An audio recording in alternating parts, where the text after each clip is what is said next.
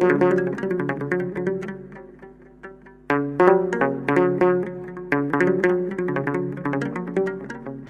አብ ወወልድ ወመንፈስ ቅዱስ አሐዱ አምላክ አሜን።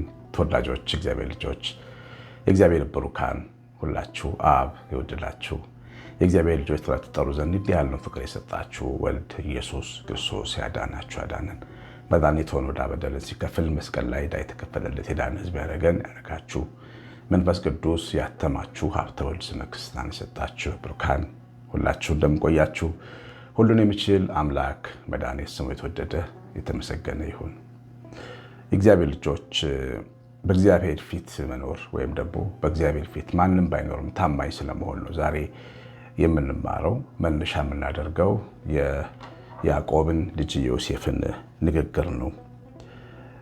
ምን ይላል? ኦሪት ዘፍጥረት ምዕራፍ 39 ቁጥር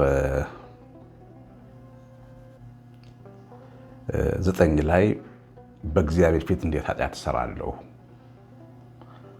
ብሎ የተናገረውን ቃል ይዘን ነው። እንግዲህ ዮሴፍን የተናገሩ ለምን እንደሆነ ሁላችሁም ይገባችኋል። ከእስማኤላውያን ከገዙት በኋላ እንደ ባሪያ ወንድሞቹ ከሸጡት በኋላ እንደ ባሪያ ገበያ ሄደው ወስደው ሸጡት እና ሲሸጡት ወጣት ስለነበረ የገዛው የፈርዖን ባለሟል የነበረ ጴጢፋራ የተባለ ሰው ነው እና እሱ ቤት ውስጥ ያው ባሪያ አድርጎ ቀጠረው። ወጣት ነው፣ ትጉ ነው፣ እግዚአብሔርን የሚፈራ ነው። እንዳያችሁት እግዚአብሔርን መፍራት ለአንድ ሰው ደግሞ ትልቁ ኳሊቲ ነው፣ ትልቁ ብቃት ነው። እናንተም አሁን በሕይወታችሁ እግዚአብሔርን የሚፈራ ሰራተኛ ብታገኙ፣ ዘመድ ብታገኙ፣ ትዳር አጋር ብታገኙ፣ ልጆች ብታገኙ ትመርጣላችሁ። እግዚአብሔርን መፍራት ያለበትን ሰው ያመኑ ሰዎች ብቻ ሳይሆን ያላመኑም ሰዎች ሳይቀር ይመርጣሉ። ለምሳሌ በባቢሎን ምድር ዳንኤል፣ አዛሪያ፣ አናንያ፣ ሚሳኤል ተመርጠው ነበር። የነዚህ ልጆች ብቃታቸው እግዚአብሔርን መፍራታቸው ነበር መነሻው። እግዚአብሔርን ስለሚፈሩ በከተቷቸው ባስቀመጧቸው ቦታዎች ሁሉ በታማኝነት የሚያገለግሉ ስለነበሩ ነገስታት እነዚህን ሰዎች የመውደድ ነገር ነበራቸውና ጴጢፋራም ከነበሩት ብዙ ባሮቹ መካከል ለዮሴፍ ቅድሚያ ይሰጥ ነበር። ዮሴፍ የሚታመን ሰው ነበረ። ዮሴፍ ጌታው ቢኖርም ጌታው ባይኖርም ቤቱን በደንብ ያገለግላል። የዮሴፍ ሚዛን እግዚአብሔር ነው። የዮሴፍ ሚዛን የሰው ፊት አይደለም፣ የጌታው ፊት አይደለም፣ የአለቃው ፊት አይደለም። የዮሴፍ ሚዛን የሕያው እግዚአብሔር ፊት ነው። በሁሉ ቦታ የሚገኝ ሙሉ በኩለሄ የሆነው የአምላካችን እግዚአብሔር መገኘት ነው ሚዛኑና ሲሰራ እግዚአብሔር ምን ይለኛል ብሎ የሚሰራ ሰው ነው። ስለዚህ ለፍቶ ነው የሚሰራ፣ አቅሙን አይቆጥብም። ለምን? አቅሙን እግዚአብሔር ያውቃል።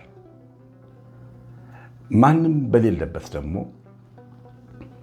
ታማኝ መሆን እንዳለበት ያምናል። ለምን? እግዚአብሔር ማንም በሌለበትን ቦታ ያያል እና አይኑ የጣለችበትን የጴጢፋራን ሚስት ግብዣ ነው። እንዴት በእግዚአብሔር ፊት ኃጢአት ትሰራለህ ብሎ የተቃወመው ወጣት ልጅ ነው።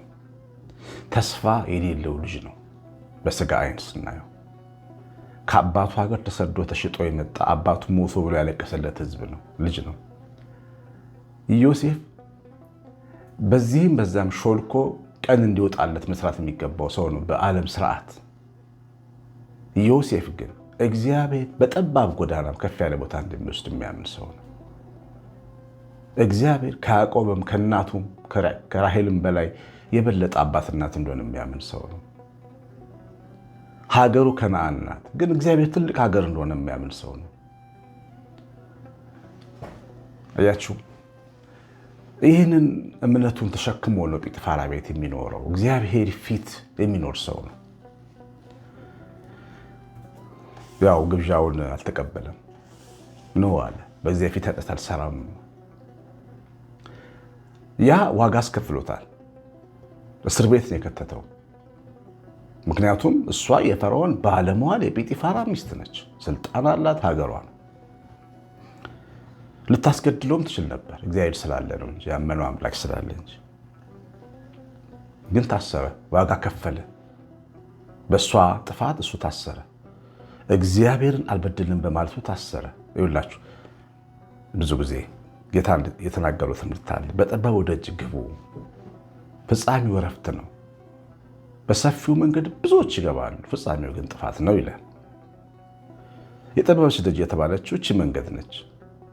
አያችሁ፣ የሚያጓጓ ግብዣ ቀርቦለት አንድ ወንድ ልጅ ያውም ከጌታው ሚስት ከመቤቱ ቀርቦለት ያንን ግብዣ እምቢ ብሎ ተቃውሞ ከዛ በግፍ ደግሞ አለ ወንጀሉ ሊደፍረኝ ነበር ተብሎ ስሙ ጠፍቶ ክብሩ ተዋርዶ የጌታው ሚስት ደፋሪ ተብሎ ሲታሰር ይሄ መንገድ ነው ጠባብ መንገድ የሚባለው።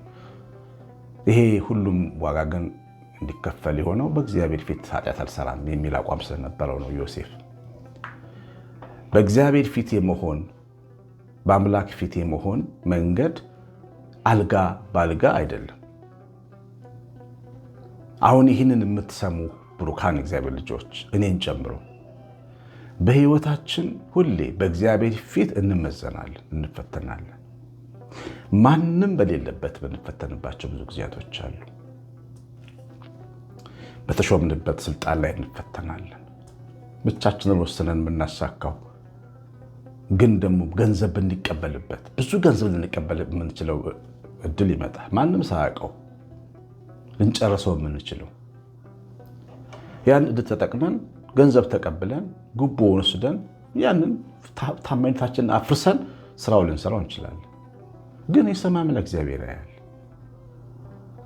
ይኸውላችሁ በግልጥ የሚከፍለው በስውር የሚያየው እግዚአብሔር ያያል። የለም ታማኝ መሆን ፈልጋለሁ የሚል ደግሞ ሰው አለ። እኔ የሚገርማችሁ አባቴን በጣም አደንቃለሁ። አባቴ መሐንዲስ ነበረ እና በምህንድስና ሙያ ላይ ቦታ ምናምን ይፈቅዳል በኃላፊነቱ እና መሐንዲስ ሆኖ ግን የመንግስት ደግሞ ስራ ላይ ኃላፊነት ነበረው። አንዳንድ ቦታ የሚፈልጉ ሰዎች ቤታችን ያንኳኩና ፍየል ይዘው ይመጣሉ። አንድ ጊዜ ማስታውሰው በግ እና ትልቅ የተጫነ እንትን በኩንታል የተጫነ እህል ምናምን ይዘው ቤታችን መጡ። አንድ ሰው ትልቅ ሰው ናቸው። አጋጣሚ አባታችን ነበር። ሰላም ብሏቸው ከውጭ ነው የመለሳቸው። እኛ ፊት ምንም ነገር አታምጡልኝ ብሎ እኔ ስራዬን ነው የምሰራው ተውኝ ብሎ እነዛን የተከበሩ ሰዎች በልጆቹ ፊት ነው የተቃወማቸው። ሌላም ጊዜ አንዲት ባለ ሆቴል ሴት ፈትፍታ ለስላሳ ምናምን አድርጋ ብዙ ነገር ይዛ መታ ቤት አስቀመጠች። እኛ ጓጉተናል ያንድን ነገር ለመብላት ለመጠጣት ልጆች ስለነበርን። ከዛ ደወለ አባታችን። አጋጣሚ በሆነ ጉዳይ ደወለ አባታችን። እናትና አባታችን አብረው ነበሩና ደወሉ። ካለበት ቦታ ሲደውሉ ነገርናቸው። እንደዚህ በቤት ስልክ በቤት ስልክ ነበር የሚደወለው ስንላቸው እንዳትነኩ ብለው ተቆጡን ማለት ነው። ስንመጣ ሴትዮዋ ጋር ደውሎ እኔና ውሰጅ ብሎ ያንን እኛ ጓጓንለትን ፍትፍት ሳንነካ ከቤት ያስወጣ። የአባቴን ታማኝነት ነው የሚያሳየኝ። በጊዜው እኔ በጣም ነው የተናደድኩት። ያን ሚሪንዳ ባለመጠጣታችን፣ ያንን እንቁላል ባለመብላታችን። ግን አባታችን የተወለን ነገር ግን ለእኛ የተረፈን በኋላ ቆይቶ አባት ታማኝ ሲሆን ልጆቹ ይባረካሉ። እንደው እንደዛም አድርጎ መኖር ይችል ነበር።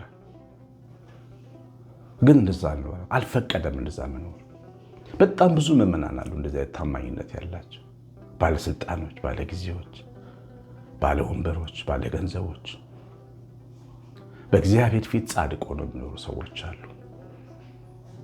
በየቤታችሁ እናንተ የምትናገሩ የወላጆቻችሁን የቤተሰቦቻችሁን ብርታት ይወላችሁ። ሁሌ በእግዚአብሔር ፊት መኖርን የመሰለ ነገር የለም።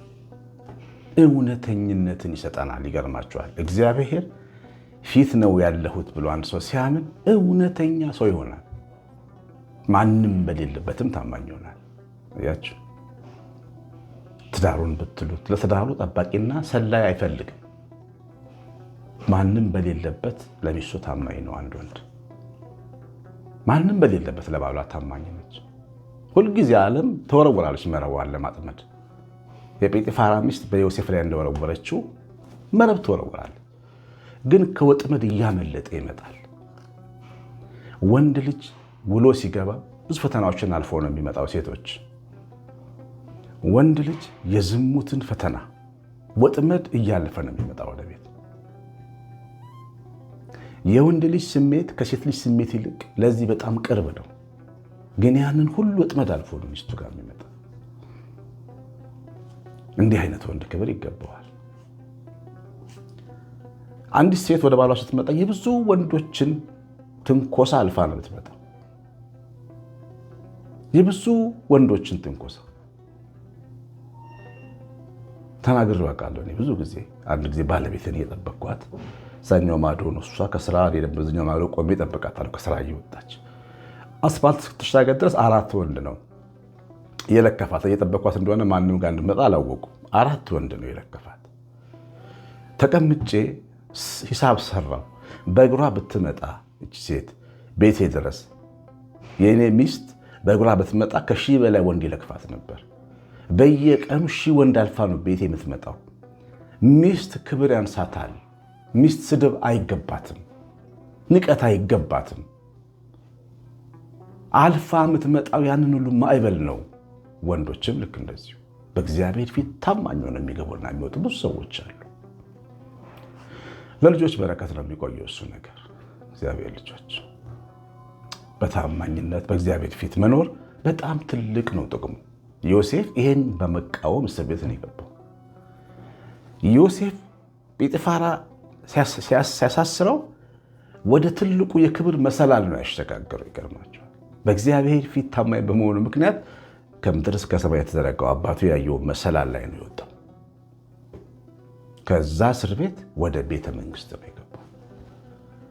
ከእስር ቤት ወደ ፕራይም ሚኒስትርነት ወደ ጠቅላይ ሚኒስትርነት ነው የመጣው። ከፈርዖን ቀጥሎ ሁለተኛ ሰው ወደ መሆን የጲጥፋራም ጌታ ወደ መሆን ነው የመጣው። ጠባቡን ጎዳና ግን አልፎታል በትዕግስት እና ሁሌ ይወላችሁ በፊት ለፊታችን እግዚአብሔር ብቻ የሚያየው ነገር እኛ እጅ ላይ አለ። ታማኞች መሆን ያስፈልጋል። እግዚአብሔር ልጆች ታማኝ መሆን ያስፈልጋል። ወደምትፈልጉት ክብር ለመድረስ ወደምንፈልገው ማዕረግ ለመድረስ እሱን መንገድ በታማኝነት ማለፍ ያስፈልጋል። በሰው ገንዘብ ላይ የምትሰሩ ነጋዴዎች የሰው ገንዘብ እንዳትነኩ። ብዙ ገንዘብ አምነው የሚሰጧችሁ ሰዎች አሉ። ምንም ሳትሆኑ ታምናችሁ የሸጣችሁትን ዕቃ የማይቆጣጠሩ ታማኞች። ቤት በታማኝነት ነው የሚሰራው። ላይመስል ይችላል።